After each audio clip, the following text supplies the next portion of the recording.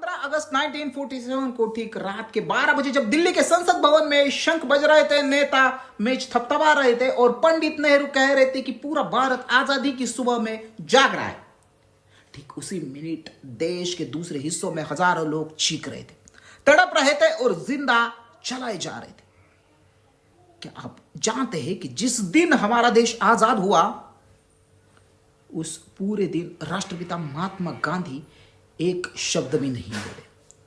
वे दिल्ली के उस भव्य जश्न से हजारों किलोमीटर दूर कलकत्ता के एक दंगा प्रभावित इलाके में एक टूटी हुई झोपड़ी में बंद थे। उन्होंने न कोई मिठाई खाई, न कोई बधाई स्वीकार की, बल्कि वे पूरा दिन उपवास में बैठकर सोच रहे थे, प्रार्थना कर रहे थे। आखिर आजादी के उस पहले ही ऐसा दिन ऐसा क्या हुआ कि हजारों बेगुनाह लोगों का खून सड़कों पर बह रहा था। आज मैं आपको 15 अगस्त की उस रात का वो खूनी सच बताऊंगा जिसे इतिहास के पन्नों ने बड़ी चालाकी से धुंधला कर दिया है। इस वीडियो को अंत तक जरूर देखना, क्योंकि यह सच सहने के लिए बहुत बड़ा जिगरा चाहिए। सच यह है कि 15 अगस्त 1947 में देश दो हिस्सों में बांट चुका था, भारत और पाकिस्तान। लेकिन अंग्रेजों ने सरहद की लकीरें इस तरह खींची थी कि रातों रात सदियों पुराने पड़ोसी एक दूसरे के खून के प्यासे हो गए। बंगाल के नोआखली और कलकत्ता की सड़कों पर इंसानी लाशों के ढेर लगे थे। कुएं और नदियां लाल हो चुकी थी।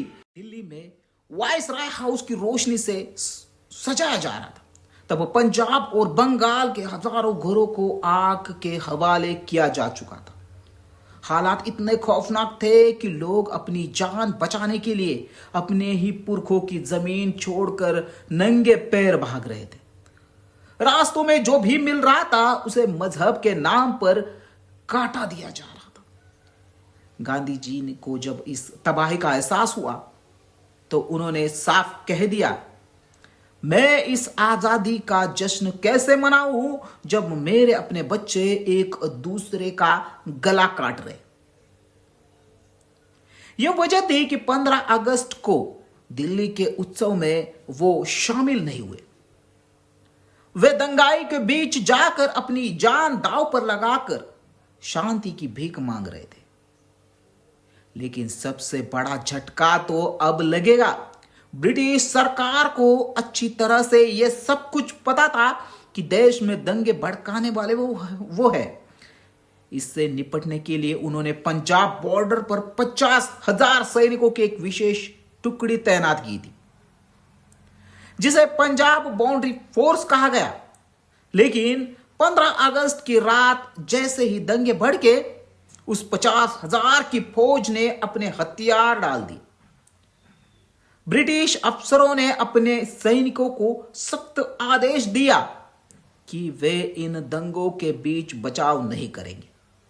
अंग्रेज सिर्फ इस बात से मशरूफ थे कि उन्हें अपने गोरे अफसर और उनके परिवार सुरक्षित बाहर से निकल जाए। उन्होंने भारत और पाकिस्तान के आम नागरिकों को मरने के लिए उनके हाल पर वही छोड़ दिया। यह कोई अचानक भड़का हुआ दंगा नहीं था, बल्कि यह अंग्रेजों का वो अंतिम साजिश थी जिसके तहत वे भारत को इतना कमजोर और लहूलुहान करके छोड़ना चाहते थे कि यह देश कभी दोबारा उठ ही न पाए। 15 अगस्त की सुबह जब देश का पहला सूरज उगा तो लाल किले पर तिरंगा फहराने के साथ साथ दिल्ली के रेलवे स्टेशनों पर उन ट्रेनों का आना भी शुरू हुआ जो पूरी की पूरी लाशों से पटी हुई थी। लोग अपने बच्चों को पोटली में छुपाकर, अपनी इज्जत गंवाकर, सब कुछ छोड़कर शरणार्थी शिवारों की तरफ भाग रहे थे।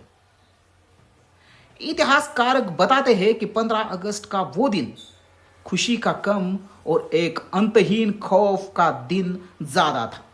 आजादी मिल चुकी थी तो दूसरी तरफ इंसानियत पूरी तरह से दम तोड़ चुकी थी।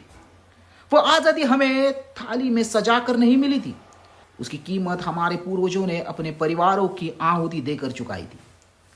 तो इस 15 अगस्त को जब आप हाथ में तिरंगा लेकर देशभक्ति के नारे लगाए तो दिल्ली की उस रोशनी के पीछे छुपी नोआखली और पंजाब के उस अंधेरों को भी याद रखिए। याद रखिएगा उन लाखों बेगुनाह माँ बहनों और भाइयों को जिन्होंने अपनी जान देकर हमें आज के स्वतंत्र भारत की नींव रखी है। 15 अगस्त के इस दर्दनाक और खूनी इतिहास के बारे में आप क्या सोचते हैं, मुझे कमेंट में ज़रूर बताएं।